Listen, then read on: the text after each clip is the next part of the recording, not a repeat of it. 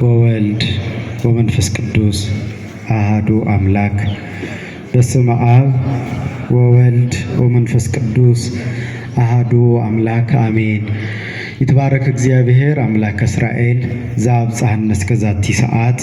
በቸርነቱ ጠብቆ በይቅርታው መግቦ በዚህ ቅዱስ ስፍራ በዚህ ቀን የሰበሰበን አምላከ ቅዱሳን እግዚአብሔር ስሙ ለዘላለም የተመሰገነ ይሁን።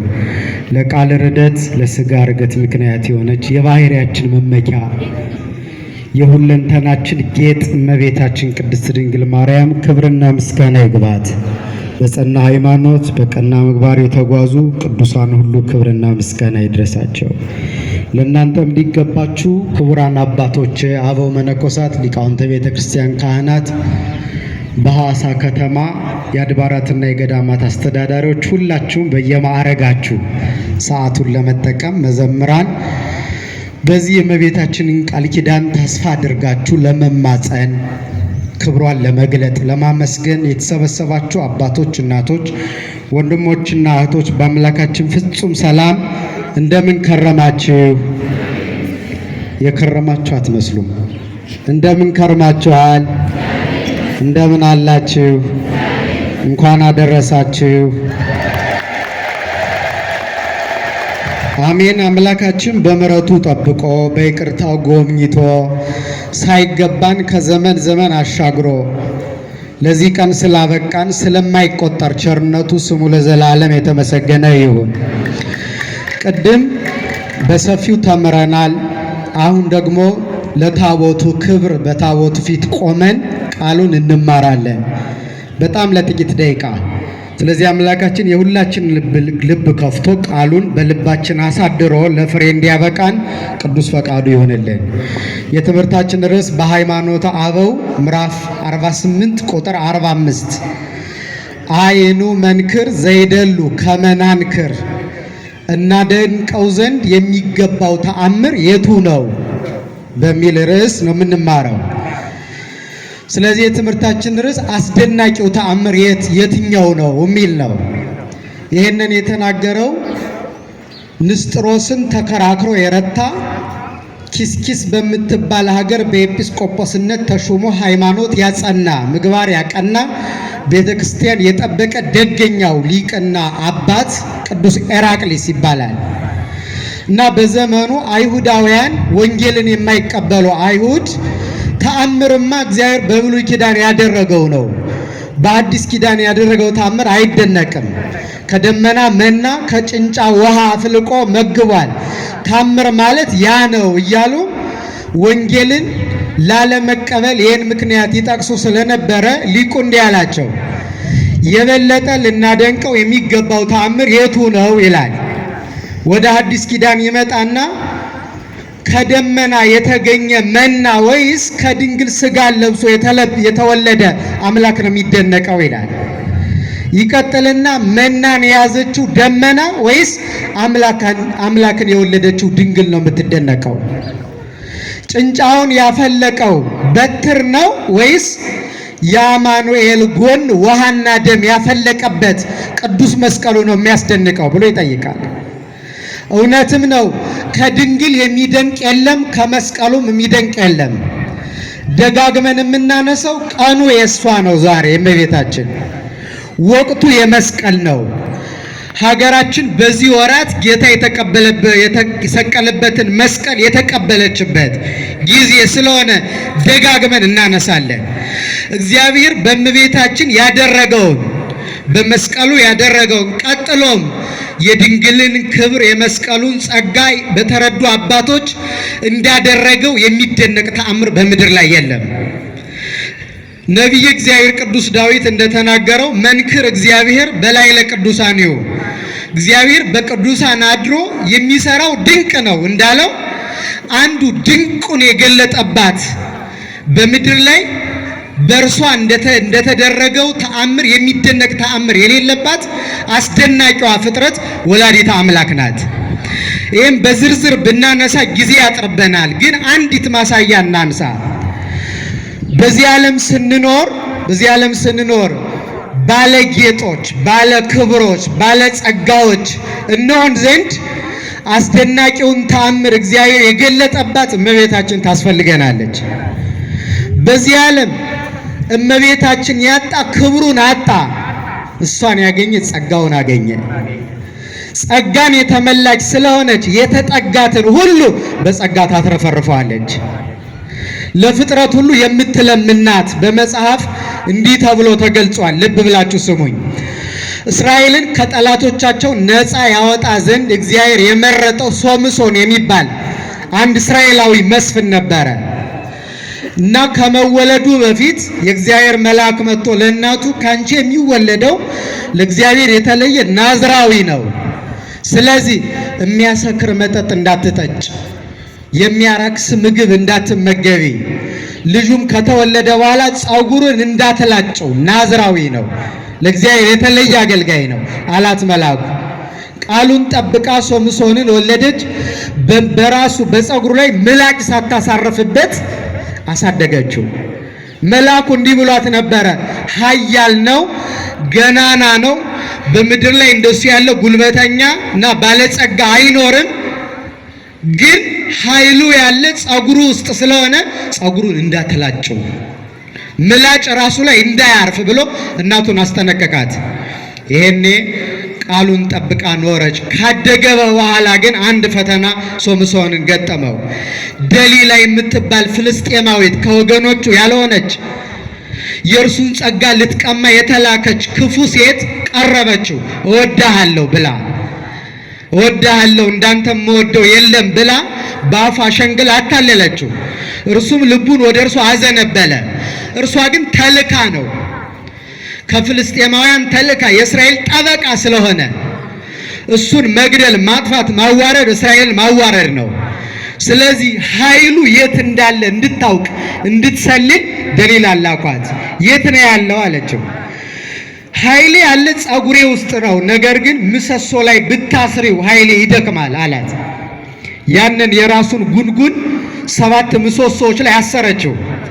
ከዚያ ፍልስጤማውያን መጡባ አለችው። እሷ ቀርባ በዙሪያው ጠላት እንዲከቡ አደረገች። ፍልስጤማውያን መጡብህ ስትለው ያን ሁሉ ምሰሶ ነቃቅሎ በኃይል ተነሳ። አትወደኝም ማለት ነው፣ ዝም ብለህ ነው እወድሻለሁ የምትለኝ፣ ኃይል የት እንዳለ ካልነገርከኝ አኮርፋለሁ አለችው። ስለወደዳት ኃይሉ ያለበትን ነገራት። እኔ ለእግዚአብሔር የተለየው ናዝራዊ ነኝ፣ እስካሁን ድረስ ከራሴ ላይ ምላጭ አርፎ አያውቅም፣ ጸጉሬን ከተላጨው ኃይሌ ይደክማል፣ ጸጋዬ ይወሰዳል አላት። በትክክል ያለበትን ቦታ ስላወቀች ከጭኗ ስር አድርጋ ራሱን እያሸች እያታለለች እነዚያን የሚያማምሩትን ጸጉሮቹን ኃይሉ ያለበትን ጸጋው ያለበትን ግፍፍ አድርጋ ላጨችው። ከዚያ ፍልስጤማውያን መጡብህ ስትለው ሊነሳ ሲል አቃተው ይላል። ተልፈሰፈሰ፣ ደከመ። ጠላቶቹ መጥተው ዓይኑን አወጡት፣ ተዘባበቱበት። ያ ጀግና የማንም መሳለቂያ ሆነ። በጣም የሚያሳዝን ነው። ክብሩ ተወሰደ፣ ማላገጫ ሆነ፣ መዘባበቻ ሆነ። ያ ጀግና ማለት ነው። የሚገርማችሁ ከአንበሳ መንጋጋ አንበሳን በጡጫ የሚገድለው ጀግና መጡብህ ስትለው መነሳት አቃተው። ከእንዲህ ያለ ድካም እግዚአብሔር ይሰውረን። አባ ጊዮርጊስ የተባለ የቤተ ክርስቲያን አባት ታላቁ ሊቅ እንዲህ ይላል፣ በሶምሶን ከጸጉሩ ስር የነበርሽው ኃይሉ አንቺ እመቤታችን ነሽ ይላል። ታሪኩን ልተርክ አይደለም ይሄን ያመጣሁት። በሶምሶን በጸጉሩ ስር የነበረች ጸጋው፣ ክብሩ፣ ኃይሉ ወላዲተ አምላክ ናት። ጸጉሩን ሲላጭ ያ ሁሉ ጸጋ፣ ያ ሁሉ ክብር፣ ያ ሁሉ ሞገስ፣ ያ ሁሉ አቅም ተወሰደ። የሚገርማችሁ ግን ከዛ የነሱ መሳለቂያ ሆነ። በዚህ ዘመን የማንም መሳለቂያ እንዳንሆን በሶምሶን በጸጉሩ ውስጥ ያለችውን ኃይሉን እንጠብቃት። ድንግል ማርያምን እንዳንላጨው፣ ተዋርደን እንዳንቀር፣ እንዳይዘባበቱብን። መጥተው ዓይኑን ነው ያወጡት። ዓይን የሌለው ሰው አያይም። እመቤታችን የሌለችው ሰው እውር ነው፣ የሚያየው ነገር የለም። ጸጋ ተወስዷል። አሁን በምድራችን ይህ ሁሉ ውጥንቅጥ፣ ይህ ሁሉ መከራ፣ ይህ ሁሉ ስቃይ አሁን የምናስተውለው ነገር ለምን እንደሆነ ታውቃላችሁ? በሶምሶን በፀጉሩ ስር የነበረችው ኃይሉ ከትውልዱ ስለራቀች ለጆሮአችን የሚሰቀጥጥ ለዓይናችን የሚያሰቅቅ ነገር ነው በየቀኑ ምን ሰማው ምን ናየው። ክብሩን አያውቅም ትውልዱ፣ ጸጋውን አያውቅም፣ ሞገሱን አያውቅም። ፀጉሩን ተላጭቶ ከክብር ተዋርዶ ይኖራል። እግዚአብሔር ከውርደት ይሰውረን። እመቤታችን ናት ጸጋችን፣ ክብራችን፣ ሞገሳችን እሷ ናት። የሚገርማችሁ ሶምሶን ከላጩት በኋላ እስኪ ዘፈን ዝፈንልን በፊታችን ሆነ ዝፈን እስክስታ ወረድ እያሉ መዘባበቻ ጠላቶቹ አደረጉ። የማንም መዘባበቻ እንዳንሆን ከመቤታችን ቃል ኪዳን እንዳንወጣ ተዘባበቱበት። መጨረሻ ማደግ አይቀርም መጸጸት አይቀርም። የተላጨው ፀጉሩ ማደግ ጀመረ። ያደገ ሲመጣ ኃይሉ ተመለሰለት። በፀጉሩ ስር ያለችው ኃይሉ ማናት ብያቸዋለሁ? ንስሐ ስንገባ ወደ ቃል ኪዳኗ ወደ አማላጅነቷ ስንመጣ ክብራችን ይመለሳል፣ ጸጋችን ይመለሳል። አሁንም ያጣነውን ጸጋ በእናቱ ቃል ኪዳን መድኃኔዓለም ይመልስልን። ብዙዎቹ ከኛ ስለተወሰዱ አስተውሎ ኦርቶዶክሳውያን፣ እመቤታችን የሚደነቅ ተአምር ያለባት እግዚአብሔር የሰራባት ናት የምንለው ለዚህ ነው። አንድ ቀን በጎዳና ሲሄድ አንበሳ ከፊቱ መጣ። ሶምሶን በጡጫ ብሎ ገደለው እና ከሄደ በኋላ በሌላ ቀን ሲመጣ ከአንበሳው መንጋጋ ማር አገኘ። ከዚያ ማሩን አውጥቶ በላ። ለእናትና ለአባቱ ወሰደላቸው። በአንበሳ መንጋጋ ውስጥ ሶምሶን ያገኛት ማር እኮ ወላዲተ አምላክ ናት። አንበሳው ሙቷል። ከሞተው አንበሳ ውስጥ የሚጣፍጥ ማር ተገኘ። ከሞተው ዓለም ውስጥ የምትጣፍጥ ማር ድንግል ማርያም ተገኘች። እስኪ አመስግኗት። አይኑ መንክር ዘይደሉ ከመናንከር እናደንቀው ዘንድ የሚገባው ተአምር ይሄ ነው። የእመቤታችን ጉዳይ ድንቅ ነው። ተአምረ ማርያም ስንል ሰው ይከፋዋል። አምላክን ከመውለድ ሌላ ተአምር በምድር ላይ የለም። ለእመቤታችን ጭንቅ ማቅለል፣ ሙት ማስነሳት፣ ጋኔን ማውጣት፣ እውር ማብራት፣ የኛን ችግር ማራቅ በጣም ተርታ ነገር ነው። ትልቁን ተአምር ሰርታለች። ምኑን? አምላክን ወልዳለች። ስሟ የተመሰገነ ይሁን። ሁለተኛው የምናደንቀው ተአምር በመስቀሉ ላይ የተደረገው ተአምር ነው። እንጨት ነው፣ ግን የእጽዋት ሁሉ ንጉሥ ነው። ተስፋ ለሌለ አልቦሙ ተስፋ ነው። ተስፋ ለቆረጡ ተስፋ የተቀጠለበት እግዚአብሔር ድንቅ የሰራበት እንጨት ነው ቅዱስ መስቀሉ። እኛ ያገኘነው እግዚአብሔር ረድቶን ባንገታችን ያሰርነው የተሳለምነው የሚጠብቀን አጥር ቅጥራችን መስቀሉ ነው።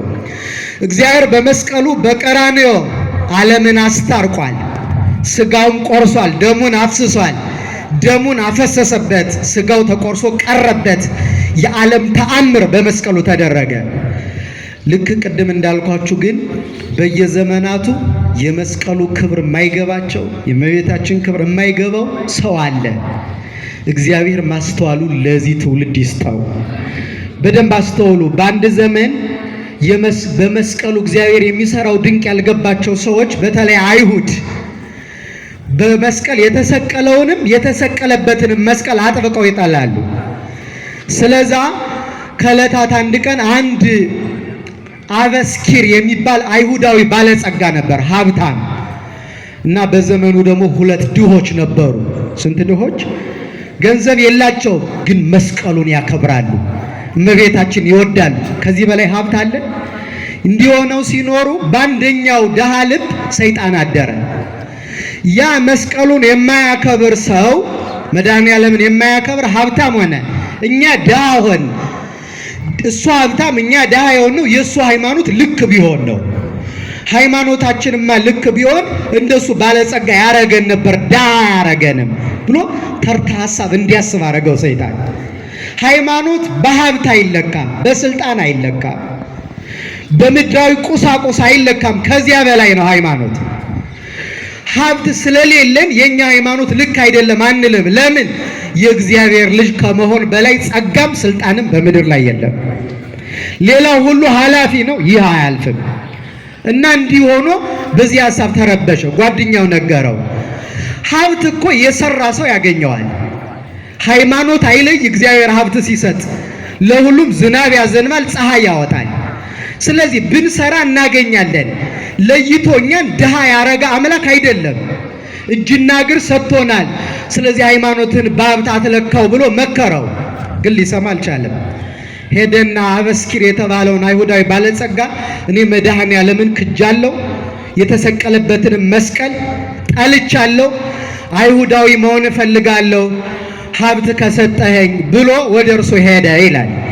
የኔ ባለጸጋ አይሁዳዊ ተቀብሎ ሀብት ምሰጥህ የኛ ወገን ማደርግ ምለውን ካረክ ነው ብሎ ምን ላድርግልህ የወደድከውን አረጋለሁ አለው። ይሄን እንዲህ አደረገ። መድኃኔዓለም የተሰቀለበትን መስቀል ስዕሉን መስቀሉም ያለበት መድኃኔዓለም ምርቃኑን የተሰቀለበትን መስቀል ከገበያ ገዝተህ አምጣ አለው። አመጣ። ከአይሁድ ቤተ ምኩራብ ውስጥ አስገብቶ በል እንግዲህ መሬት ላይ ጣለው አለው። ጣለው። እርገጠው አለው። ረገጠው። አይሁድ ምራቅ እንደተፉበት ትፋበት፣ በተሰቀለውም በመስቀሉም ላይ ምራቅን ትፋ ተዘባበትበት አለው። ለገንዘብ ብሎ ይሄን ሁሉ አደረገ። ሀብት አገኛለሁ ብሎ በመስቀሉና በተሰቀለው አምላክ ከመዘባበት የተሰቀለው ጌታ ይጠብቀን። ከዚያ ይሄን ሁሉ አረገ። በመጨረሻ አንድ ቀርቶሃል አለው። እሱ ምንድነው ሲለው ጦር አምጣና በቀራኒው ጎኑን እንደተወጋ በመስቀል ላይ ተሰቅሎ እሱን ውጋው አለው። ያን የስዕሉን ጎን ሲወጋው ይላል እግዚአብሔር በመስቀሉ ድንቅ አረገ። ከጎኑ ንጹህ ውሃና ትኩስ ደም ፈሰሰ፣ እንደ ቀራኔው ማለት ነው። ይሄ በዘመናችን የተደረገ ተአምር ነው። ከስዕል ውሃና ደም ፈሷል። በቀራኔው ለንጊኖ ሲወጋው በለ ፊደል አምሳል ዋና ደም እንደፈሰሰ ስዕሉ ሲወጋ ደምና ውሃ ፈሰሰ። ዛሬም በመስቀሉ ተአምር አደርጋለሁ ሲላቸው ቤተ ምኩራቡ በሙሉ በንጹህና በትኩስ ደም ተሞላ። በዚያ የተሰበሰቡት አይሁድ ሁሉ በክርስቶስና በተሰቀለበት መስቀል አምነው ክርስቲያን ሆነው ተጠመቁ። ከዚህ በላይ ምን ተአምር እግዚአብሔር ይሰራል? የተወደዳችሁ ኦርቶዶክሳውያን፣ የመጨረሻው እመቤታችን የሚወዱ መስቀሉን የሚያከብሩ ሰዎች ድንቅ አድርጎላቸዋል እግዚአብሔር። በሕይወታቸው ድንቅ ተሰርቷል። ዛሬ አንዱ የምናከብረው ወደ ግሸን የጌታ መስቀል ሲሄድ ደሙ የተንጠፈጠፈበት ድንቅ በሰራባቸው አባቶቻችን ምክንያት የተደረገ ነው። አንዳንድ ሐሳቦችን ነግሬያቸው ሐሳቤን ልቋጭ። በመስቀሉ ታሪክ ውስጥ በተለይ የጌታ ቅዱስ መስቀል ወደ ሀገራችን እንዲገባ ትልቅ ሚና የተጫወቱ እግዚአብሔር ተአምሩን የገለጠባቸው ሁለት ደጋግ ነገስታት አሉ። አንደኛው አጼ ዳዊት ይባላል። ሁለተኛው የሱ ልጅ አጼ ዘርዓ ያዕቆብ ይባላል። በእነዚህ አድሮ እግዚአብሔር ድንቅ ሰራ። በዘመኑ በግብጽ ክርስቲያኖችን የሚያሰቃይ እስላማዊ ንጉስ ነበረ። ሊቀ ጳጳሱ አቡነ ሚካኤል ይባላል የእስክንድሪያው። እሱን አስሮ እስልምናን ካልተቀበላችሁ ብሎ ያንገላታቸው ነበር ክርስቲያኖችን። የኔ በዘመኑ የክርስቲያን መከራ የሚገባው ንጉስ ኢትዮጵያዊው ንጉስ አጼ ዳዊት ነው። ደብዳቤ ጻፉለት። እርዳን፣ መከራ ጽንቶብናል፣ ጳጳሳችን አስሮብናል አሉት። ደብዳቤ ጻፉለት። ከዚያ በኋላ ንጉሱ ወደ ግብጽ ዘመተ፣ ወደ ካርቱም ሱዳን ካርቱም ሲደርስ እንዲውስ ግብጽ ከምገባ የግብጽ ህይወቷ አባይ ስለሆነ ለምን አባይን አልገደበውም ብሎ አባይን ገደበ። ተመልከቱ። ዛሬ ብቻ አይደለም፣ ትናንትና በጸሎትና በመጎናጸፊያ አባይን የሚያህል ግድብ የሚገድቡ እግዚአብሔር ድንቅ ያሰራባቸው አባቶች ነበሯት ቤተክርስቲያኒቱም ሀገሪቱ። እንደዚያ ካደረገ በኋላ የግብጽ ንጉስ ተጨነቀ። ይሄኔ ሊቀ ጳጳሱን ከስር ፈቶ ክርስቲያኖችን ነፃ አውጥቶ እባካችሁ ከክርስቲያኖቹ ንጉስ ከአጼ ዳዊት አስታርቁኝ ብሎ ተማጸናቸው። ይሄኔ እነሱ እንዲህ ብለው ደብዳቤ ጻፉለት። አስታርቁኝ፣ የአባይንም ግድብ እንዲለቅልኝ ለምኑልኝ ብሎ የግብፁ ንጉስ ተማጸናቸው ክርስቲያኖችን። በደጋጎቹ አድሮ ክርስቲያኖችን ነፃ የሚያወጣ አምላክ ስሙ የተመሰገነ ይሁን። እንዲህ ብለው ደብዳቤ ጻፉለት። እግዚአብሔር ባንተ አድሮ ከአሕዛብ አገዛዝና ግዛት ነፃ አውጥቶናልና እግዚአብሔር መንግስትህን ያስፋ። ሰራዊትህን ያብዛ፣ መኳንንትህና መሳፍንትህን ይጠብቅ። ለኛ ብለህ ስለደከምከው ድካም ሁሉ ዋጋህን እግዚአብሔር በመንግስተ ሰማያት እጥፍ ድርብ አድርጎ ይክፈልህ። አሁንም ወደ ሀገርህ በፍቅርና በደስታ ተመለስ፣ ካሁን በኋላ አንደርስባችሁም ብለውናልና ውሃውን መልስላቸው። በግዮን ውሃ ወይም በአባይ ውሃ የሚጎዱት ያንተ ወዳጆች ምዕመናን ጭምር ናቸውና ውሃውን ልቀቅላቸው ብሎ ክርስቲያኖቹ በዚህ ደብዳቤ ተማጸኑት። ይህኔ ከዚያ ቀጥሎ እንደዚህ አለ። ሲማጸኑት 12 ወቄት ወርቅ መማለጃ ልከው፣ ስንት ወቄት ወርቅ አልኳችሁ? 12 ወቄት ወርቅ ልከው በዚህ ይህ እንደ ብጽዓት ይሁንልን፣ እባክህን ነፃ ወጥተናል፣ ግን ውሃውን ልቀቀው አሉት። ይህኔ እንዲህ ብሎ ደብዳቤ መልሶ ጻፈ። በተፈጥሮ ወንድሞቻችሁ ከሚሆኑ ከክርስቲያኖች ጋር መታረቃችሁ በጎ አደረጋችሁ። ካሁን በኋላም እርቃችሁን አጽኑ፣ መሐላችሁን አታፍርሱ፣ ሃይማኖታችሁ ለውጡ እያላችሁ ጸብ አታንሱ። ከወንድሞቻችሁ ክርስቲያኖች ጋር ባትታረቁ ኖሮ ዛሬ ሀገራችሁን ባጠፋኋት ነበር። እናንተን ለማጥፋት ያለኝን ሐሳብ አልለውጥም ነበር። የላካችሁልኝን ወርቅና ብር አልቀበልም። አይገርማችሁ? ወርቅና ብር አልቀበልም የሚል ንጉሥ አልቀበልም። ይልቅስ አላቸው በከበረ ደሙ ፈሳሽነት የከበረ የጌታዬን የኢየሱስ ክርስቶስን መስቀል በእስክንድሪያው ሊቀ ጳጳስ በአቡነ ሚካኤል እጅ ያለውን ትሰጡኝ ዘንድ ነው። ለእኔ የጌታ መስቀል ከወርቅና ከብር በላይ ነው አላቸው። እግዚአብሔርን አመስግኑለት እስኪ። አያችሁ፣ ከመስቀሉ የሚያደርሱት የለም አባቶቻችን። መስቀሉ እመቤታችን ለነሱ መደራደሪያዎች አይደሉም። እንዲህ ብሎ ደብዳቤ ጻፈላቸው። ያኔ ክርስቲያኖች ተማክረው በግብፅ የነበረውን የጌታን መስቀል የቀኝ ክንዱ ያረፈበት ደሙ የተንጠፈጠፈበትን፣ እኛ እኮ ባለታሪኮች እኮ ነን በጣም ያን ቅዱስ መስቀሉን፣ ሁለተኛ ሉቃስ የሳላት ምስለ ፍቁር ወልዳ የመጀመሪያዋ ሰዓሊው ሉቃስ ወንጌላዊ የሳላት የእመቤታችንን ስዕል፣ ከዚያ ቀጥሎ ኩራተ ርሱ ጌታ አክሊለ ሦክ ደፍቶ ለመጀመሪያ ጊዜ ቅዱስ ዮሐንስ ወንጌላዊ ታቦቱ በፊታችን የቆመው ሐዋርያ እርሱ የሳለው የጌታ አክሊል ደፍቶ ያለው የመጀመሪያውን ስዕል። እሱም ብቻ አይደለም፣ የብዙ ሰማዕታትን አጽም የቅዱስ ጊዮርጊስን ጨምሮ በርካታ የሰማዕታትን የቅዱሳንን አጽም ለበረከት ብለው ላኩለት። የእግዚአብሔር ስም የተመሰገነ ይሁን። ይህ አባት የተዋህዶ ሃይማኖት እንዲሰፋ በአምልኮተ ጣዖት እንዲጠፋ የሰራ ገናና እግዚአብሔር ተአምሩን የገለጠበት የእመቤታችን በዓል በየወሩ እንደ ዓመት በዓል እንዲከበር። አሁን የእመቤታችን በዓል መስከረምም ጥቅምትም ኅዳር 12ቱን ወር በሙሉ ዓመታዊ ነው። እንዲህ አይነት ስርዓት የሰራ አጼ ዳዊት ነው። ተአምሯና ድርሳኗ የድንግል ማርያም በወርቅ ቀለም ለመጀመሪያ ጊዜ እንዲጻፍ ያደረገ ገናና ንጉሥ አጼ ዳዊት ነው። በምን ያጻፈው? በወርቅ ተአምሯና ድርሳኗ ተአምረ ማርያምና ድርሳነ ማርያም። ይህም በማድረግ ለእመቤታችን ያለውን ፍቅር ገልጦ ከዚያ በኋላ ግን በዚህ በስናር በሱዳን በኩል ሄዶ መስቀሉን ተቀብሎ እዚያው እያለ መስቀሉን ሳያስገባ ወደ ግሸን በዚያው አረፈ። የዚህ ንጉሥ በረከት ይደርብን። ልጁ ተተካና አፄ ዘርዓ ያዕቆብ መስቀሉን ተቀበለ። አንብር መስቀሌ በዲበ መስቀል፣ መስቀሌን በመስቀለኛ ቦታ አስቀምጥ የሚል ቃል በራእይ ሰምቶ መላ ኢትዮጵያን ዞረ መስቀለኛ ቦታ እየፈለገ። ከዚያ በኋላ ግን ወደ ግሸን ተራራ ሲሄድ በትክክል መስቀለኛ የሆነ ቦታ አገኘ። ለመስቀሉ ስላለው ክብር ከቀራንዮና ከጎልጎታ ከተሰቀለበት ጌታ ከተቀበረበት ከጎልጎታ በኪደተ እግሩ ከተባረኩ ከቅዱሳት መካናት በ88 ግመሎች አፈር አስጭኖ አመጣና ግሸን ተራራ ላይ ደለደለው። በስንት ግመሎች አልኳችሁ?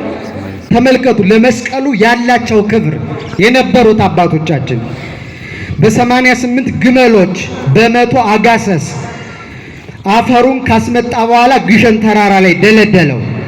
በጥልቀት መሬቱን በመስቀል ቅርጽ በማስቆፈር ያማረ ግንብ አስገነባ። ግንቡን መስቀሉ የሚያርፍበትን በወርቅና በዕንቁ ለበጠው። በጉድጓድ ውስጥ በአራቱ ማዕዘን ካስማ አስተክለው በወርቅ ሰንሰለት አድርገው ግማደ መስቀሉን፣ ከለሜዳውን፣ ሰፍነጉን ማለት ሐሞት የጠጣበትን፣ አክሊለ ሦኩን የተገረፈበትን ጅራፍ የኋሊት የታሰረበትን ገመድ ጌታ ማለት እና አጽመ ቅዱሳንን የመጡትን አድርጎ በወርቅ ሳጥን ጨምሮ የወርቁን ሳጥን በብር የብሩን በነሐስ የነሐሱን በእርሳስ የእርሳሱን ደግሞ በወርቅ ባጌጠ በተለበጠ የእንጨት ሳጥን ውስጥ አድርጎ መስቀሉ መሬት እንዳይነካው ከምድር ከፍ አድርጎ በወርቅ ሰንሰለት ረቦ እንዲቀመጥ አደረገ። በላዩ ላይ በመስቀል ቅርጽ የእግዚአብሔር አብ ቤተክርስቲያንን በግሸት ተራራ ላይ ሰርቶ ቅዱስ መስቀሉን አስቀመጠው። ክብር ለእግዚአብሔር ይሁንልን። በአባቶቻችን አድሮ ድንቅ ሲሰራ የኖረ እግዚአብሔር ዛሬም በእኛ ሕይወት ከኃጢአት ርቀን ወደ ጽድቅ መተን ከክፋት ወጥተን ወደ በጎነት መተን እንደነርሱ ድንቅ የሚሰራብን ክርስቲያኖች እንድንሆን መድኃኔዓለም ይርዳን። ያስተማረን አምላካችን ክብርና ምስጋና ለስሙ ይሁን። እግዚአብሔር ይስጥልን።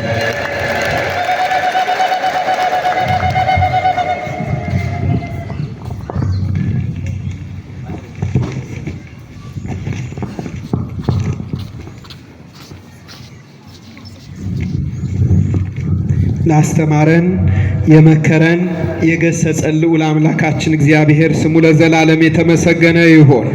እግዚአብሔር ይስጥልን።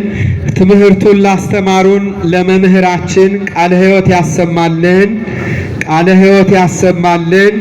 ቸሩ መድኃኔዓለም በዕድሜ በጤና በጸጋ ይጠብቅልን ያቆይልን። ለሰማን ለሁላችን ቃሉን ሰምተን በሕይወት እንድንተገብር ቸሩ መድኃኔዓለም ሁላችንን ይርዳን። እግዚአብሔር አምላካችንን እልል ብላችሁ አጨብጭባችሁ አመስግኑ። ዛሬ ምስጋና ቀን ነው፣ የእልልታ ቀን ነው።